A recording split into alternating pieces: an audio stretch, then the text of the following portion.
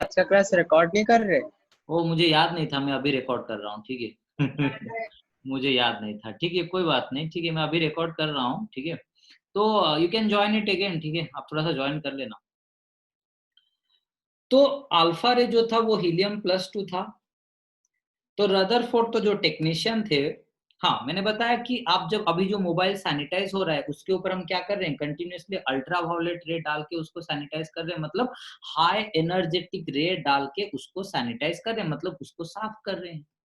कुछ उसी तरह अल्फा रे को यूज करके Rutherford was purifying the gold. वो 22 कैरेट से 24 कैरेट बनाने के लिए रदरफोर्ड ऐसे कर, अभी भी हम अल्फा रे को ही यूज करते हैं। तो अल्फा रे को यूज करके कंटिन्यूअसली गोल्ड फॉइल को साफ किया जाता था। लेकिन रदरफोर्ड तो टेक्नीशियन थे, तो उन्होंने एक चीज mark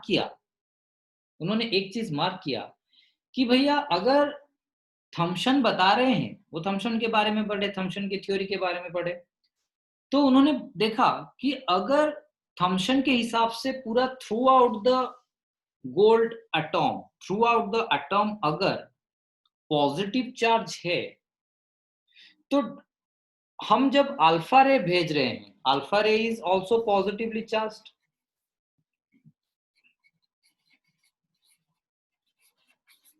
alpha ray is also positively charged. तो you know that positive charge and positive charge repels each other, वो एक दूसरे को क्या करते हैं, रिपल्शन प्रोवाइड करते हैं। तो अगर थॉम्सन के हिसाब से through out the atom positive charge है और नेगेटिव चार्ज भी है, मोस्टली प्लम पुडिंग में ज्यादा तो मैदा होता है ना, तो ज्यादा पॉजिटिव चार्ज है, तो डेफिनेटली ये अल्फा रे पूरा का पूरा क्या हो जाना चाहिए, मतलब सब इक्वली डिफ्लेक्टेड हो जाना चाहिए, सब कुछ पूरा पॉजिटिव चार्ज से रिपल्सन होना चाहिए, मतलब वो एटॉम के अंदर जा भी नहीं पाते, क्योंकि पॉजिटिव चार्ज मतलब मैदा तो ज्यादा है ना, तो डेफिनेटली वो तो एटॉम के अंदर जा ही नहीं पाते, क्योंकि हम अल्फा रे जो भेज रहे हैं it is also positive charge, तो वो तो नहीं जा पाता। तो उन्होंने देखा कि एक्चुअली जब वो एक्सपेरिमेंट कर रहे थे, तो उन्होंने देखा कि एक्चुअली एटॉम के केस में जो अल्फा रे हम पेरिफेरल रीजन से भेज रहे हैं वो थोड़ा सा डिफ्लेक्शन हो रहा है, जो और भी दूर भेज रहे हैं वो पूरा सीधा जा रहा है, जितना मैं नजदीक भेज रहा हूं वो ज्यादा डिफ्लेक्शन कर रहा है। पेरीफेरी में सीधा गया, ऐसे गया, फिर ऐसे गया, एंड फिर फाइनली जब सेंटर में जो रे जा रहा है वो कंप्लीटली यूटर्न मार के रिटर्न आ रहा है।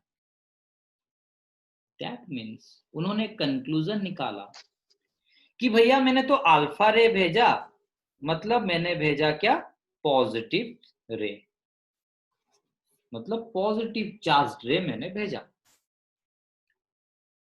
और वो पॉजिटिव चार्ज रे रिपल्स, पॉजिटिव चार्ज रे को कोई डिफ्लेक्ट कर रहा है, मतलब कोई धकेल रहा है, तो पॉजिटिव चार्ज को डेफिनेटली कौन धकेल सकता है, obviously positive charge, positive charge को एक पॉजिटिव चार्ज ही डिफ्लेक्ट कर पाएगा।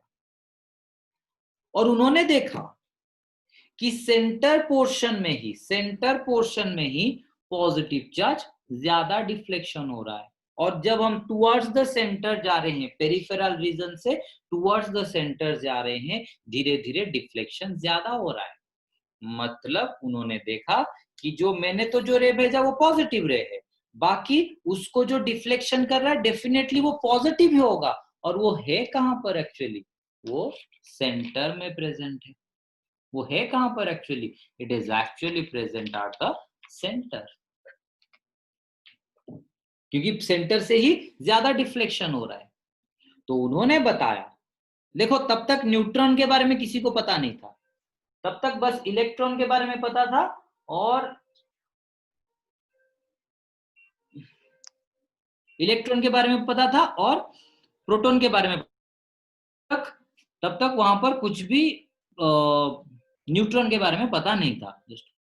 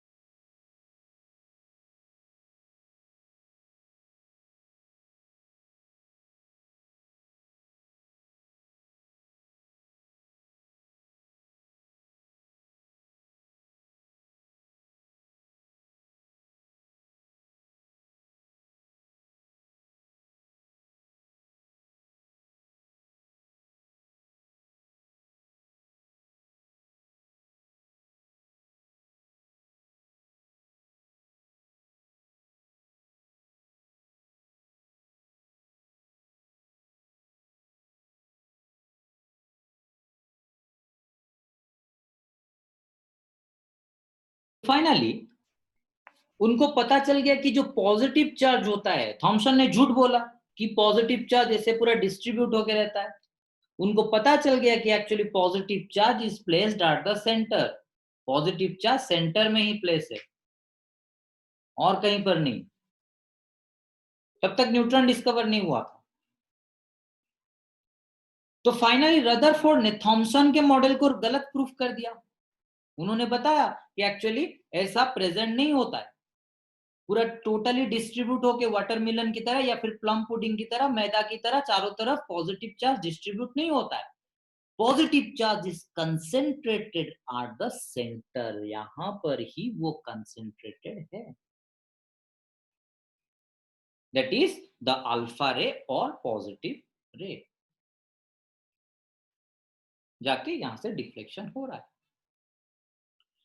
तो फाइनली उन्होंने ये सेंटर पोर्शन को नाम दिया।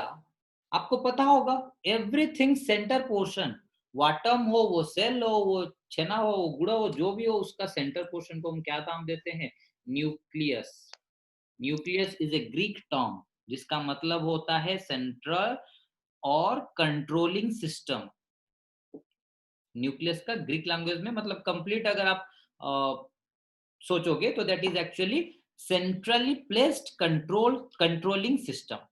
मतलब जो सेंटर में है, कोई भी पार्ट का सेंटर में है और वो टोटल सिस्टम को कंट्रोल कर रहा है, उसको हम बोलते हैं न्यूक्लियस। तो रदरफोर्ड ने न्यूक्लियस नाम दे दिया।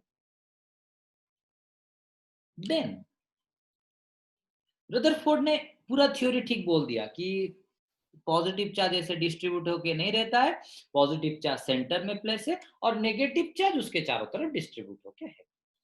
अच्छा, ये जो मैं माइनस भी दे रहा हूं आपको समझ में आ रहा है? तो नेगेटिव चार्ज ऐसे डिस्ट्रीब्यूट होके हैं। अच्छा, ज्वाइन कर लेना, again you should join it, ठीक है? थोड़ा सा ज्वाइन कर लेना और थोड़ा सा हम पढ़ लेंगे, आज बोर्ड तक पढ़ लेंगे, ठीक है? तो उन्होंने ये थ्योरी बताया, लेकिन एक जगह पर वो गलत हो गए।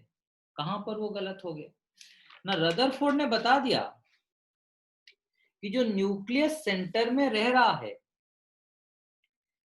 और उसके चारों तरफ इलेक्ट्रॉन ऐसे रिवॉल्व कर रहे हैं, लेकिन ये रिवॉल्व करके ऑब्वियसली कोई भी पार्टिकल, हमारे दुनिया में कोई भी पार्टिकल अगर रिवॉल्व कर रहा है, अगर मोशन कर रहा है, तो definitely it will loss some energy. हमारे चारों तरफ कोई भी पार्टिकल अगर वो मूव कर रहे हैं, definitely they will loss some energy. तो अगर वो एनर्जी लॉस करेंगे तो डेफिनेटली ये धीरे धीरे क्या होगा? आके अंदर डूब जाएगा, धीरे धीरे वो आके अंदर डूब जाएगा। इलेक्ट्रॉन